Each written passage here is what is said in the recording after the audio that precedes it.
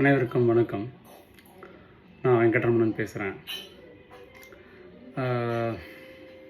ராமோகன் மாமா அரேஞ்ச் பண்ணுற இந்த அமர்நாத் யாத்ரா கிட்டத்தட்ட 30 வருஷமாக அவர் நடத்தின்னு இருக்காருன்னு நினைக்கிறேன்.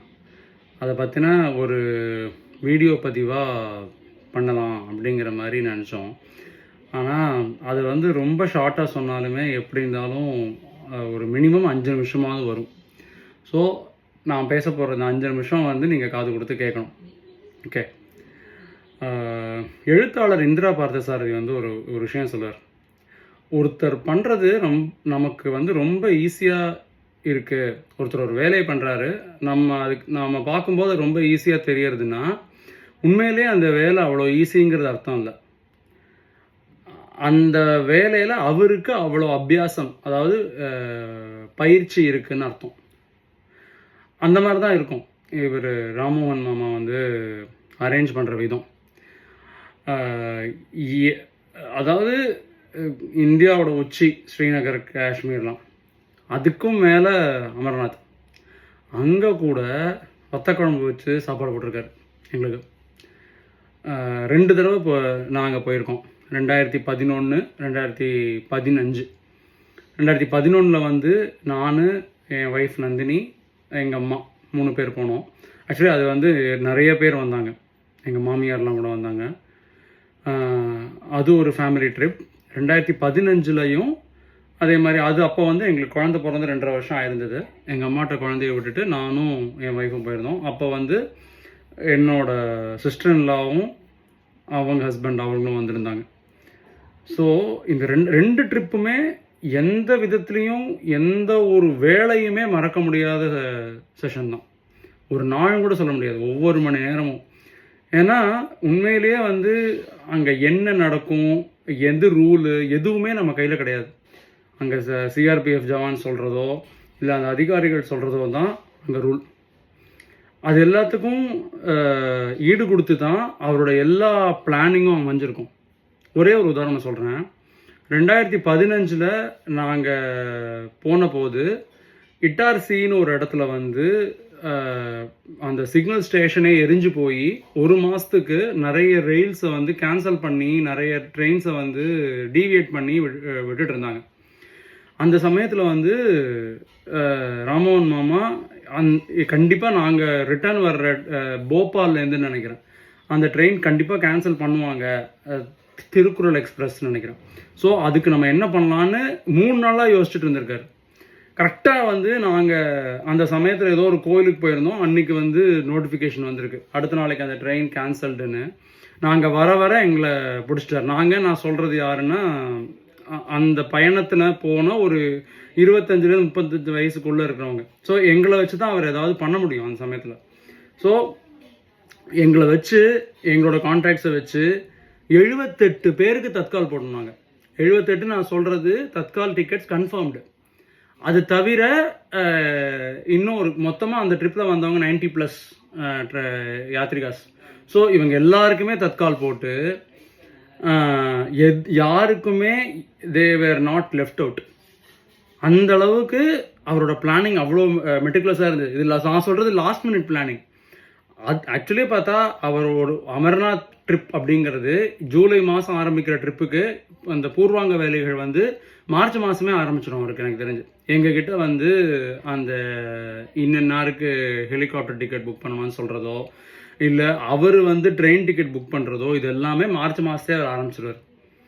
ஸோ அதான் சொல்ல வரேன், அவருக்கு அவ்வளோ அபியாசம் இருக்கிறதுனால தான் நாங்கள் முதல் தடவை போயிருந்த போது 3 பேருக்கு சேர்ந்து ஆன அமௌண்ட்டு நாங்கள் சொன்ன போது எங்கள் வெளியில் அவங்க சொன்னது இது ஒருத்தருக்கே ஆகுங்க அப்படின்னு சொன்னாங்க. எங்கள் அம்மாவுக்கு அப்போ 60 வயசு. அப்போ நாங்கள் டோட்டலாக எதிர்பார்க்காத ஒரு ட்ரிப் அது அந்த அமர்நாத் ட்ரிப்புங்கிறது. நம்ம அப்போ ஹெலிகாப்டர் டிக்கெட்லாம் அவ்வளோ ஈஸி கிடையாது. அதனால் எல்லாருமே ஒன்றா குதிரையில் போகணும் இல்லை நடந்து போகணும்.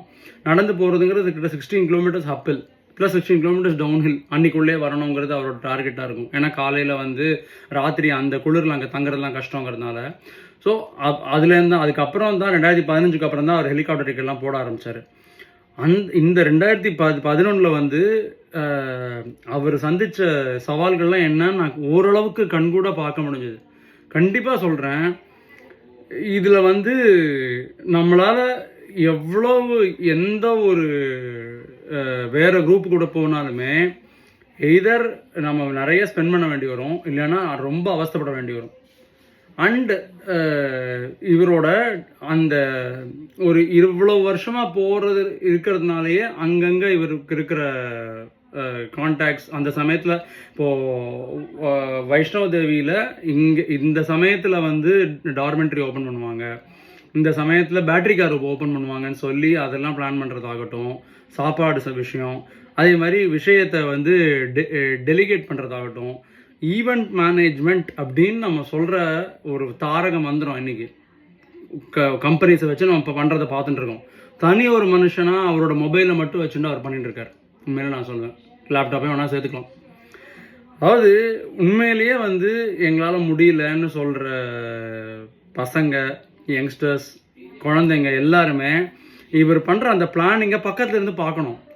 அவங்களும் ஏதோ அவங்களால முடிஞ்ச அளவுக்கு அதில் பங்கெடுத்தா தான் அவங்க அதில் பெருசாக கான்ட்ரிபியூட்டே பண்ண முடியாது. நாங்கள் அவருக்கு வந்து இவ்வளோலாம் சொல்கிறேன் இல்லையா, இதில் நாங்கள் அவருக்கு பண்ணுற கான்ட்ரிபியூஷனுங்கிறது ரொம்ப கம்மி. அது ஆர்டிஸ்ட்டுங்கிறவங்கள பற்றி சொல்லுவாங்க, வரைகிறவங்க இல்லை ஆர்டிஸ்ட்டு. அதாவது அந்த ஒரு விஷயத்தை வரைய வச்சு அதை வந்து மார்க்கெட் பண்ண முடியும் அப்படின்னு யோசிக்கிறான் இல்லையா, அவன் தான் ஆக்சுவல் ஆர்டிஸ்ட். அந்த மாதிரி தான் இவர். இப்போ எங்களுக்கெலாம் வந்து இந்த இடத்துல இதை பண்ணலாம், இந்த எப்படி பண்ணலான்னு தெரியும். இப்போ கம்ப்யூட்டரில் நம்ம ஓப்பன் பண்ணுற அன்றைக்கி எல்லா டீட்டெயில்ஸும் இருந்தால் எங்களால் சீக்கிரம் டிக்கெட் புக் பண்ண முடியுங்கிறதுலாம் எங்களுக்கு தெரியும். அது கொஞ்சம் ஃபாஸ்டஸ்ட் ஃபிங்கர்ஸ் ஃபஸ்ட் மாதிரி. ஆனால் இன்னும் நம்மளுக்கு தெரிஞ்ச இன்னொன்னவங்களை வச்சு இந்த வேலையை முடிக்கணும் அப்படின்னு தெரிகிற பிளானிங் இருக்கு இல்லையா, அது வந்து டோட்டலி நான் பார்த்த எக்ஸாம்பிள்ஸ் ரொம்ப கம்மி, ராமோகன் மாமாவை தவிர. இது மட்டும் இல்லை, இது ஒரு லாங் டேர்ம் ப்ராஜெக்ட், 30 இயர்ஸாக அவர் பண்ணிட்டு இருக்கிறது. ரீசெண்டாக அவர் ஒன்று பண்ணிட்டு இருக்காரு, அது உங்களுக்கு எத்தனை பேருக்கு தெரியும் தெரியாது. ஷண்ணவதி தர்ப்பணம்னு ஒன்று இருக்குது. ஒரு வருஷத்தில் 96 நாள் தர்ப்பணம் பண்ணணும் அப்படின்னு சொல்லி ஒரு கணக்கு. அதாவது 12 மாத பிறப்பு, 12 அமாவாசை, 16 நாள் மகாலயபட்சம். இது வந்து 12, 11, 32, 14, 48 வந்துடுது இல்லையா, இன்னொரு 48 நாள் கணக்கு வரும். ஸோ 96 ப்ளஸ் அவங்களோட அம்மா அப்பா கிரகண தர்ப்பணம்லாம் சேர்ந்து ஒரு வருஷத்துக்கு 100 தர்ப்பணம் வந்துடும். With means 1/3 of the year நம்ம வந்து தர்ப்பணம் பண்ணணும், அப்பா இல்லாதவா. ஸோ அவர் வந்து இதை எனக்கு தெரிஞ்சு கடந்த 3 வருஷமாக பண்ணிட்டு இருக்காருன்னு நினைக்கிறேன். எனக்கு தெரிஞ்சு அவர் ஆரம்பித்தது 2021 வருஷ பிறப்பு அதுலேருந்து ஆரம்பித்து 2021 முடிச்சு 22, 22லேருந்து 23 முடிச்சு 23லேருந்து 24 முடிச்சிட்டாருன்னு நினைக்கிறேன். என்னோட மெமரி கரெக்ட்னா குறைஞ்சபட்சம் அவர் 2 வருஷம் பண்ணியிருக்காரு. அடுத்த வருஷம் ஆரம்பிச்சாரா என்னன்னு தெரியல. ஸோ என்ன சொல்ல வரேன்னா, நம்ம வந்து ஒவ்வொரு நாளும் நிறைய விஷயம் பண்ணுறோன்னு நினைப்போம், பட் அது எல்லாமே டிஸ்க்ரீட்டான விஷயங்கள். ஆனால் இது வந்து கண்டினியூஸாக நிறைய விஷயம் பண்ணுறது. And you can not miss any thing.